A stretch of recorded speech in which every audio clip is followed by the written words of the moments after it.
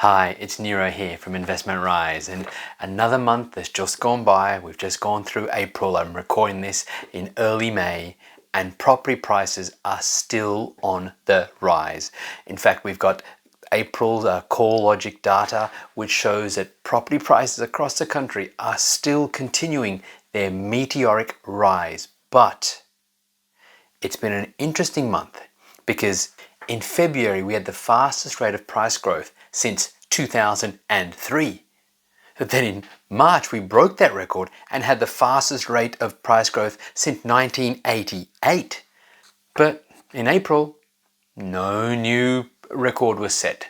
We didn't break any previous growth rate record, but property prices still rose. If there's no new record being set, and if the rate of price growth is actually slowing down or slowed down in April, does that mean that the property boom is over? Does that mean that you as a property investor have missed out if you haven't yet entered in the market? Look, absolutely not, right? I mean, property prices are still rising and they're galloping along in many areas. However, I do want to look at some of the reasons behind what's driven this slowdown in the rate of price growth, because I think it really impacts on you if you're an investor looking to work out, well, where's the best place to invest in property, right? Now, there are three main reasons that I believe are driving this slight slowdown in price growth, which, mind you, I think is a good thing. I think it's a real bit of relief because, you know, prices cannot keep growing at faster and faster rates. That's just impossible to sustain. And if you've come across any of my past work, I've spoken about multiple times why this property boom is actually quite sustainable. It's no short-term bubble.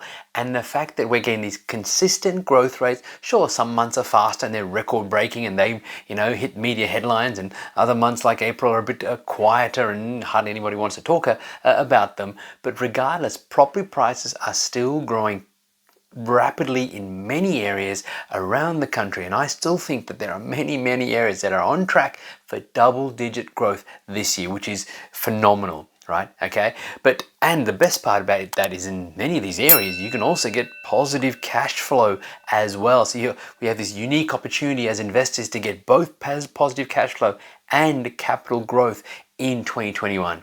But I'm getting a little bit ahead of myself.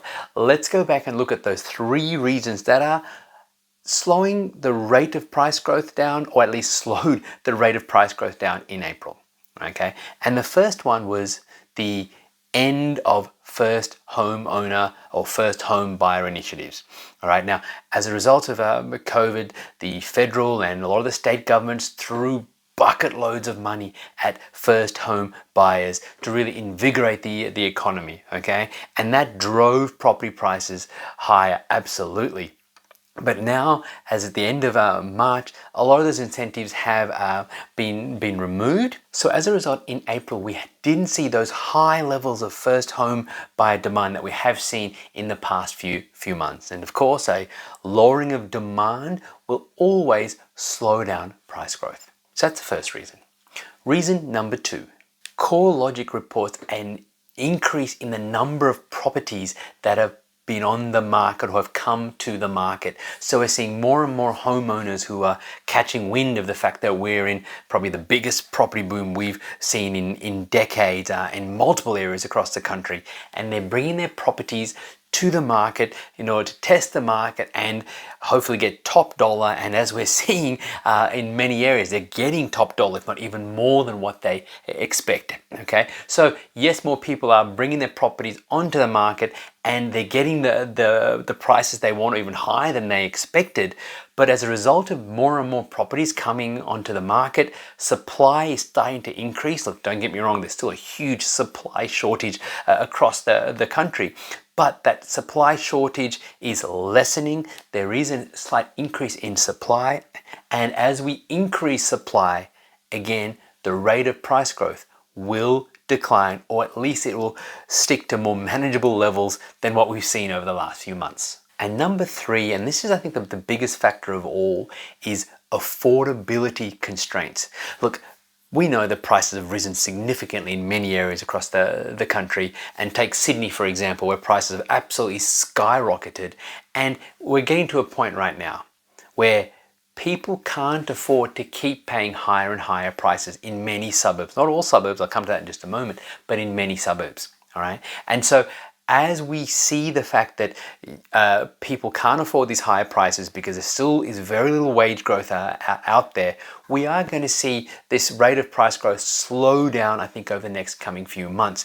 Now, I keep saying the rate of price growth. I do not expect property prices to go backwards. I still expect that the prices of property will be higher in 6 months' time than they are today. They just won't rise by as much as they have over the last 6 months. Okay, so as an investor, is this all bad news? You know, when you've got slightly increasing rates of supply, when you've got first homeowner demand decreasing, when you've got affordability constraints, is this the time to to stop looking to invest in property?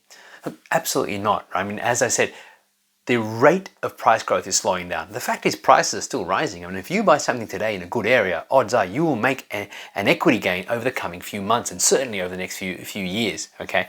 And as I said, there are areas where you can also get that positive cash flow as well. So you have the tenant paying your mortgage and giving you a bit extra while you're getting that capital growth, okay? It's an amazing opportunity for you as a property investor. But looking forward, I want to look at the affordability side of things because, as I said, we know property prices have risen more than wage growth have, okay? But I think that you're going to see affordability start to bite more in some cities than others, okay?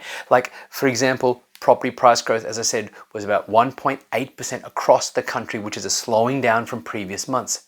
But the couple of markets that have had the biggest slowdowns were markets like Perth, WA, which only had about 0.8% capital growth, and Melbourne. Now, those two cities had a slowdown in property price growth for different reasons. I think Perth, because there are still a lot of economic factors, there's still a bit of an economic hangover from the last decade of property prices not going anywhere, regardless of the fact that their rents are going through the roof. Their property price growth is slow, and I think the Perth market will be a bit of a hit and miss over the coming few months and maybe even the next couple of years. But the other market that's had a slowdown in price growth is Melbourne. Okay, and it's primarily because of the affordability there. I mean, prices are rising far more than people's wages are. And when you consider the fact that in Melbourne, the rental market is currently the worst across the country. And what I mean by that is the average property in Melbourne offers the worst rental return in Australia.